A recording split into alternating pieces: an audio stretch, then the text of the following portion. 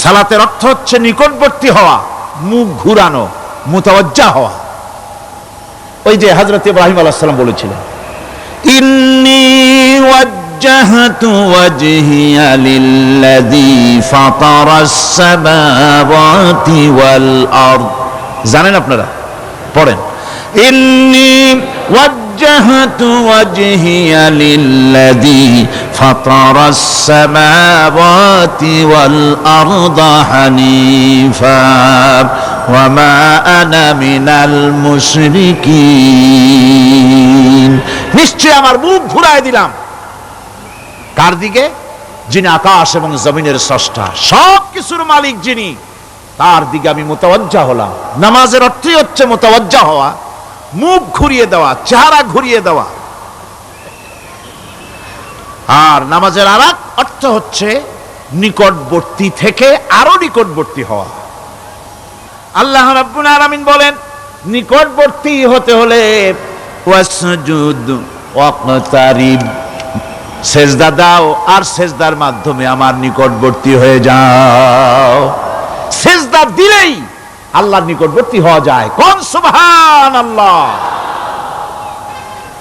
সাহাবী, আল্লাহর নবীর সাহাবী প্রশ্ন করেছেন, নবীজি, বান্দা কখন আল্লাহর নিকটবর্তী হয়ে যায়? নবীজি বলেছেন, বান্দা যখন সেজদা দেয় তখন আল্লাহর বান্দার মাঝে কোনো হিজাব থাকে না, একদম আল্লাহ পাকের নিকটবর্তী হয়ে যায় বান্দা যখন সেজদায় পড়ে যায়। সুতরাং নামাজ হচ্ছে নিকটবর্তী হওয়া, সালাত এটা হচ্ছে নিকটবর্তী হওয়া। নামাজ ফরজ হওয়ার কারণ হচ্ছে এই যে মানুষ আল্লাহর বান্দা বা গোলাম হিসেবে সৃষ্টি হয়েছে, তাই একমুখী হয়ে এর বন্দিগি করা এটা হচ্ছে তার স্বাভাবিক একটা প্রকৃতি। আল্লাহ রাব্বুল আলামিন এই প্রকৃতির দাবি মিটাবার জন্যই নামাজের ব্যবস্থা করেছেন। মানুষের ফিতরত, মানুষের নেচার, মানুষের ফিতরত হচ্ছে এই যে কারো না কারো কাছে মাথা নত করা, হাত জোড় করা, মাথা নত করা, সার্বভৌমত্বের মালিক কাউকে মনে করা।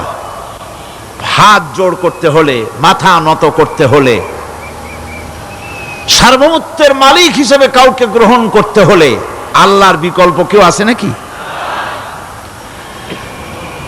ইসলামের মূল দাওয়াতটা হলো ফিতরাত অনুযায়ী দাওয়াত দেওয়া হয়েছে, মানুষ যেন মাথা নত করে, গোলামি করে। এজন্য আল্লাহ রাব্বুল আলামিন বলেছেন যে আমি মানুষ এবং জিনকে